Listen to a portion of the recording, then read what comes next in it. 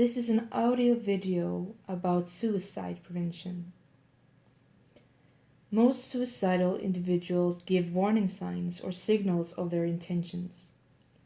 The best way to prevent suicide is to recognize these warning signs and know how to respond if you spot them. If you believe that a friend or family member is suicidal, you can play a role in suicide prevention by pointing out the alternatives, showing that you care, and getting a doctor or psychologist involved. Major warning signs for suicide include talking about killing or harming oneself, talking or writing a lot about death or dying, and seeking out things that could be used in a suicide attempt, such as weapons and drugs. These signals are even more dangerous if the person has a mood disorder, such as depression or bipolar disorder, suffers from alcohol dependence, has previously attempted suicide, or has a family history of suicide. A more subtle but equally dangerous warning sign of suicide is hopelessness. Studies have found that hopelessness is a strong predictor of suicide. People who feel hopeless may talk about unbearable feelings, predict a bleak future, and state that they have nothing to look forward to. Other warning signs that point to suicidal mind frame include dramatic mood swings or sudden personality changes, such as switching from outgoing to withdrawn or from well-behaved to rebellious. A suicidal person may also lose interest in day-to-day activities, neglect their appearance, or show big changes in their eating or sleeping habits. Suicide warnings. 1. Talking about suicide. Any talk about suicide, dying, or self-harm, such as, "I wish I hadn't been born," "if I see you again," and "I'd better off dead." 2. Seeking out lethal means. Seeking access to guns, pills, knives, or other objects that could be used in a suicide attempt. 3. Preoccupation with death. Unusual focus on death, dying, or violence. Writing poems or stories about death. 4. No hope for the future. Feelings of helplessness, hopelessness, and being trapped. There's no way out. Belief that things will never get better or change. Self-loathing, self-hatred. Feelings of worthlessness, guilt, shame, and self-hatred. Feeling like a burden. Everyone would be better off without me kind of feelings. 6. Getting affairs in order. Making out a will, giving away prized possessions, making arrangements for family members. 7. Saying goodbye. Unusual or unexpected visits or calls to family and friends. Saying goodbye to people as if they won't be seen again. 8. Withdrawing from others. Withdrawing from friends and family, increasing social isolation, desire to be left alone. 9. Self-destructive behavior, like increased alcohol or drug use, reckless driving, unsafe sex. Taking unnecessary risks as if they have a death wish. 10. Sudden sense of calm. A sudden sense of calm and happiness after being extremely depressed can mean that the person has made a decision to attempt suicide.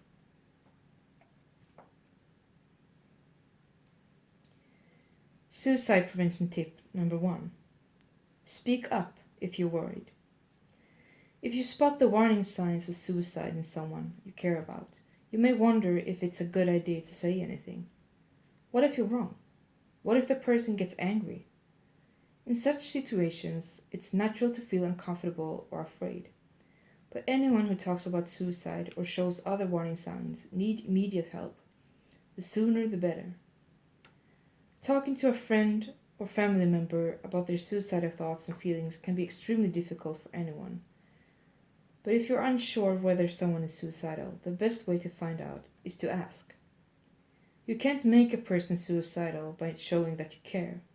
In fact, giving a suicidal person the opportunity to express their feelings can provide relief from loneliness and pent up negative feelings and may prevent a suicide attempt.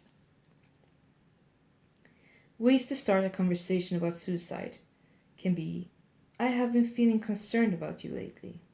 Or, recently I've noticed some differences in you and wondered how you are doing. Or, I wanted to check in with you because you haven't seemed yourself lately. And questions you can ask is: when did you begin feeling like this? Did something happen to make you start feeling this way? How can I best support you right now? Have you thought about getting help? And what you can say that helps is: you are not alone in this. I'm here for you. Or, you may not believe it now, but the way you are feeling will change. Or, I may not be able to understand exactly how you feel, but I care about you and want to help.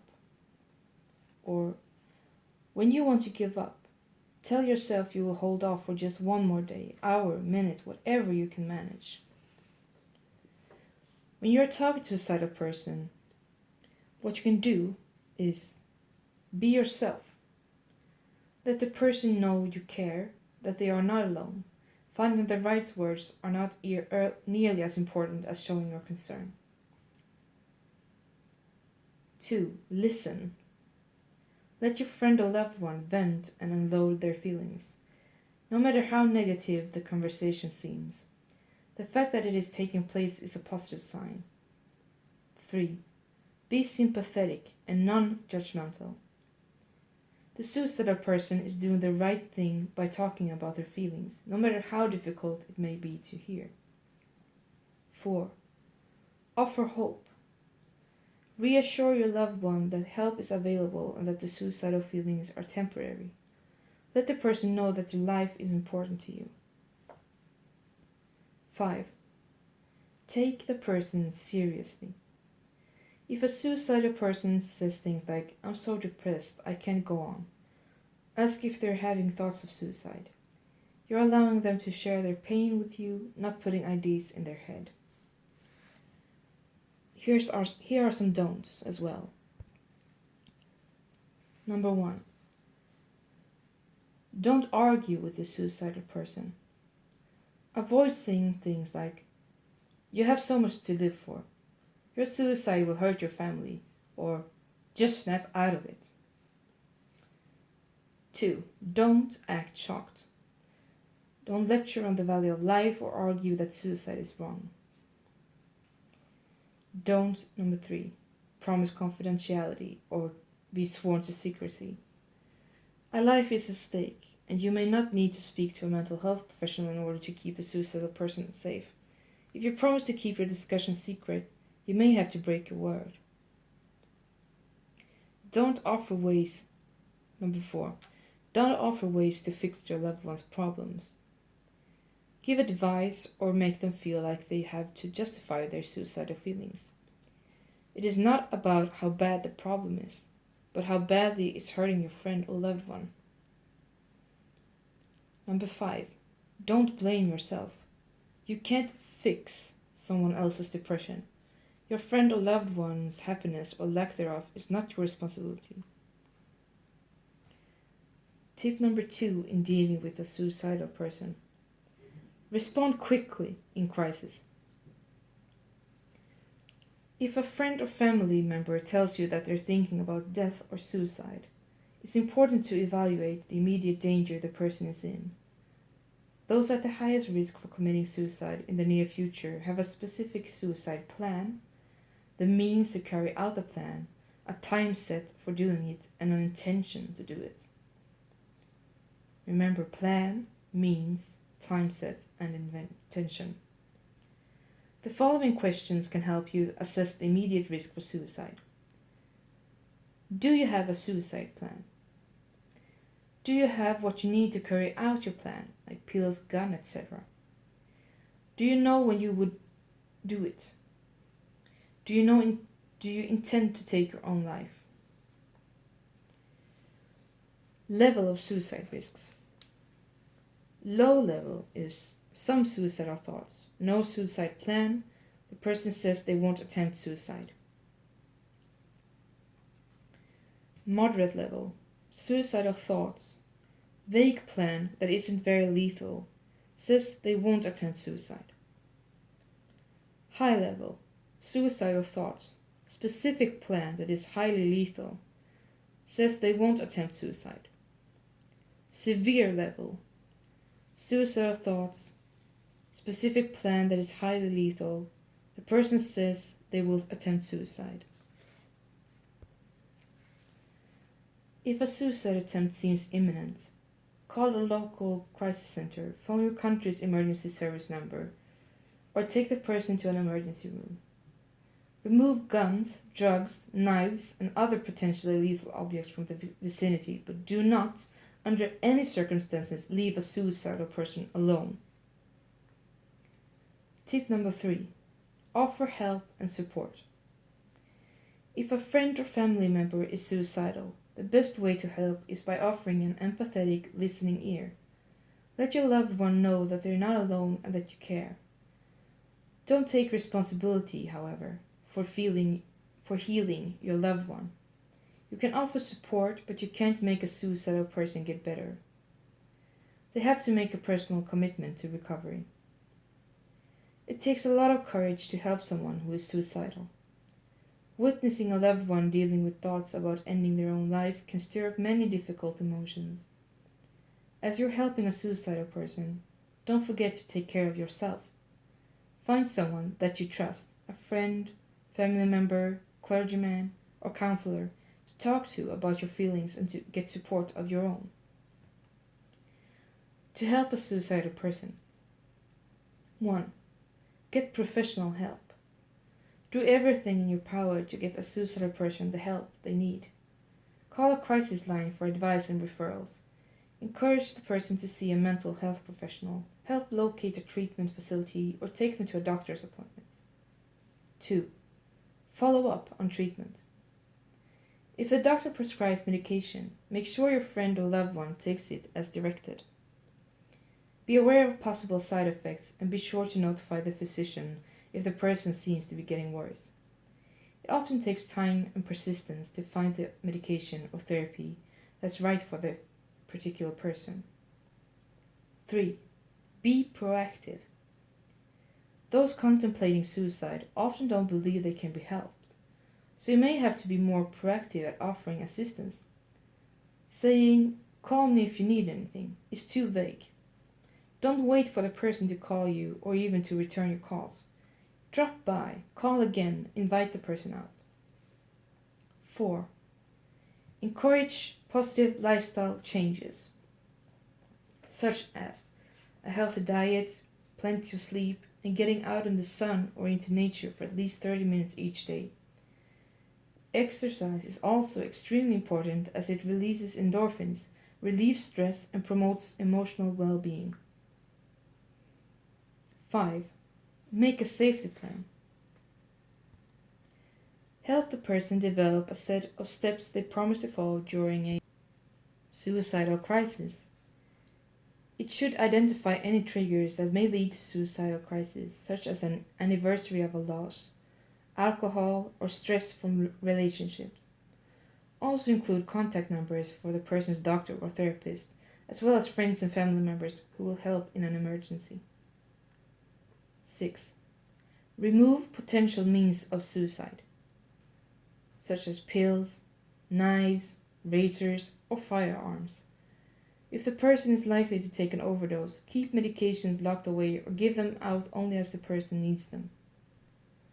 7. Continue your support over the long haul. Even after the immediate suicidal crisis has passed, stay in touch with the person, periodically checking in or dropping by. Your support is vital to ensure your friend or loved one remains on the recovery track. Risk factors for suicide. According to the U.S. Department of Health and Human Services, at least 90% of all people who die by suicide suffer from one or more mental disorders such as depression, bipolar disorder, schizophrenia, or alcoholism. Depression in particular plays a large role in suicide. The difficulty that suicidal people have imagining a solution of their suffering is due in part to the distorted thinking caused by the depression. Common suicide risk factors include mental illness, alcoholism, or drug abuse, previous suicide attempts, family history of suicide, or history of trauma or abuse, terminal illness or chronic pain, a recent loss or stressful life event, social isolation and loneliness. Antidepressants and suicide. For some, depression medication causes an increase rather than decrease in depression and suicidal thoughts and feelings.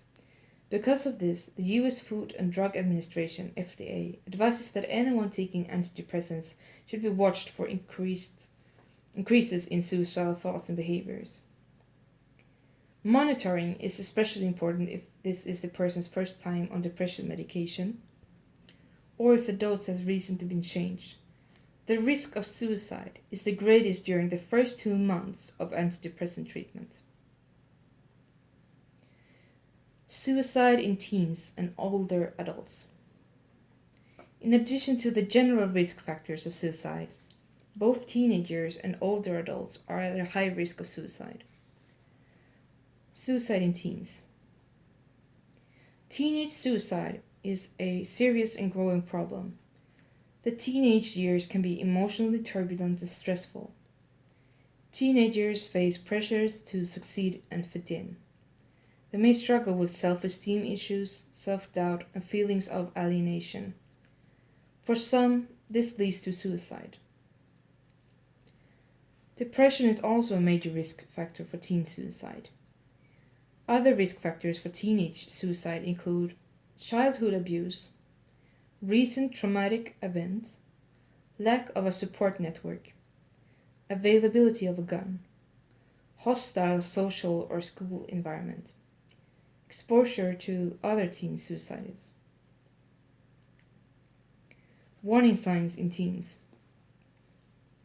Additional warning signs that a teen may be considering suicide is changing in eating and sleeping habits, withdrawal from friends, family, and regular activities, violent or rebellious behavior, bullying, running away, drug and alcohol use, unusual neglect of personal appearance, persistent boredom, difficulty concentrating, or decline in the quality of schoolwork, frequent complaints about physical symptoms such as stomach pains, headaches, or tiredness, rejecting praise or rewards, suicide in the elderly.